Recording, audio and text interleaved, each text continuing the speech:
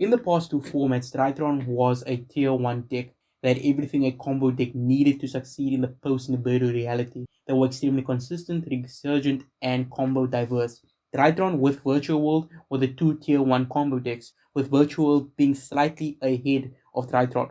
Virtual World being ahead of Drytron was mainly due to two things: Virtual World having the ability to create VFD exceptionally easily, and Virtual World having a much easier matchup against the only control deck that mattered, Eldritch and its variants, more importantly, Zodiac Eldritch. Now, Drytron did not necessarily lose to Eldritch. It is simply that Virtual World had a much better grind against Eldritch than Drytron, mainly due to Shenchen being an extremely effective card in limiting the Eldritch resurgent resource mechanic, and generally having a better grind. Drytron was extremely annoying to face. It could just blow past the majority of hand traps and was extremely consistent. While Drytron, like Virtual World, only had two card combos, Drytron had the benefit of having an extremely searchable deck with an extreme amount of searches. Drytron had access to Cyber Emergency to search Drytron monsters, Drytron Nova to special summon a Drytron from the deck, and with Linker Rebo in the extra deck, one could link that Drytron away and then utilize its effect in grave. So Linker Rebo with Drytron Nova was essentially a searcher by itself. Drytron Fafnir to search the aforementioned Drytron Nova, Pen 10, and preparations of Rights to search Pen 10. This amount of consistency was insane for combo deck. Pen 10 alone made the deck exceptionally consistent. Hell, you could probably remove all the other spell searches and Pen 10 would still place this deck above most combo decks. Sure, Drytron players were telegraphed. After playing against a deck for an entire format, it becomes fairly obvious what they were going for. But the biggest weakness of the deck was that it lost to a single hand trap, Throw and Lockbow. Throw and Lockbow was effective in Drytron for the very reason why Drytron is an amazing deck. Its consistency. But more specifically, the fact that Drytron had to do an insane amount of searches before they could establish a really good board. Drytron probably did about 4 to 5 searches in their first turn just to get to a standard board.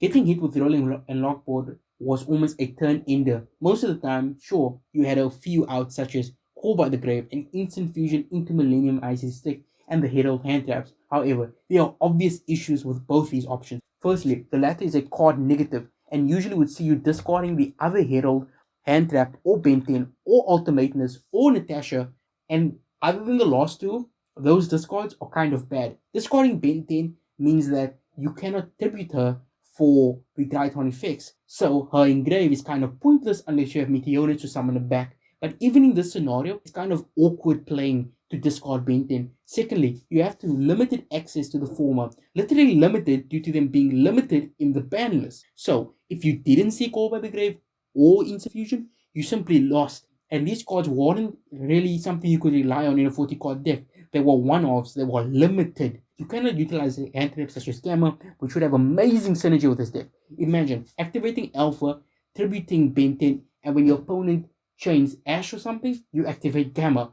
That would be an amazing application for the deck. But it's not possible because Gamma summons Driver, and Driver is a level 6 normal summonable monster. And Drytrons have a specific restriction to stop normal summons in that turn. Well, not normal summons, but the special summon of normal summonable monsters in that turn for them to be for the effects to activate. So, what was a Drytron board after draw was used? Usually, just sitting with the Lyristic rank 1 or Link Karibo. That's it.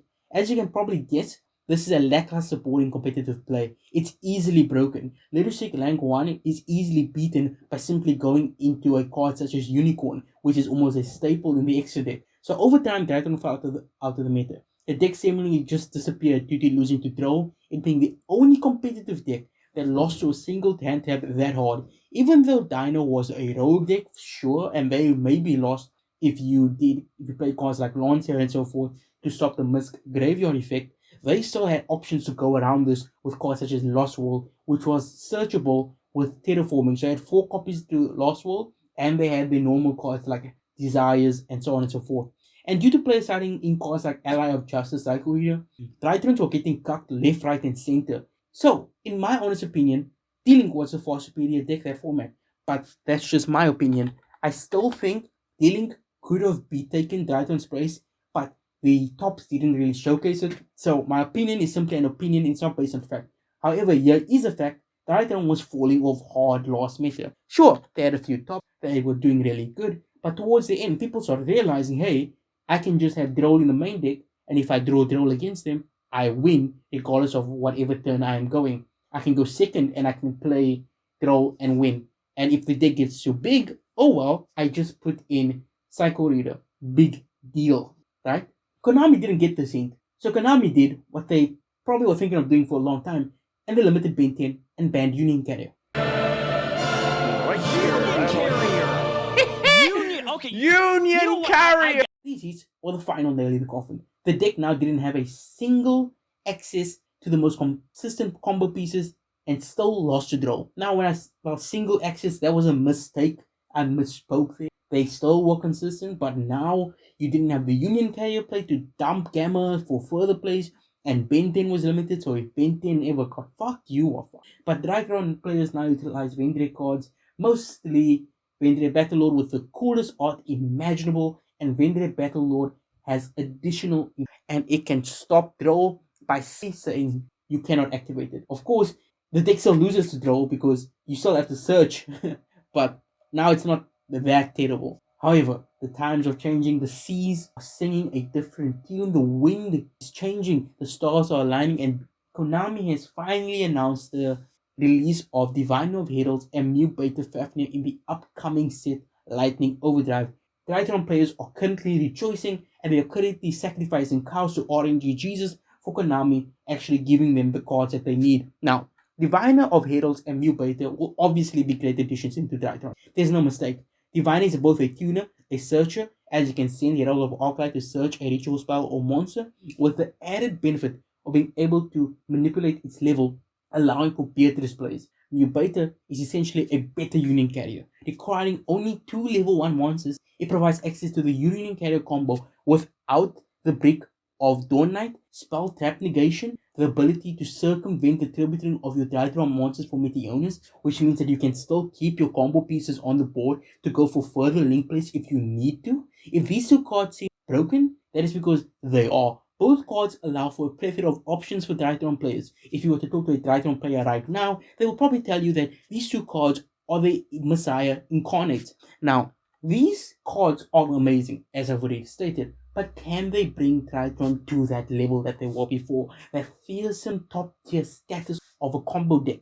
And honestly, I don't think. I think these cards, while being a great addition to the deck, are not amazing enough to stop them losing to a single hand trap, and to stop them losing to 2 hand traps now, because if this deck becomes top tier, people will simply run Psycho Reader. It is not a question of if, but when the meta realizes, hey, we can just run these 2 cards and we can have an amazing matchup into this deck, right? So it all depends upon Diviner. Diviner is the crux of the matter. If Diviner can diversify combo options to allow Drytron to meaningfully play past draw, then Diviner is the messiah. No discussion. The deck goes from rogue tier to maybe tier 2 or maybe tier 1, depending on how the meta is and what other cards there are. I'm not going to give you the if or like a certified answer to this question because I cannot tell the future. But right now, Divine is looking like it can get you into Beatrice to get you to send Eva on the opponent's turn and then search hand trap. That's nice. It's not amazing. It's not going to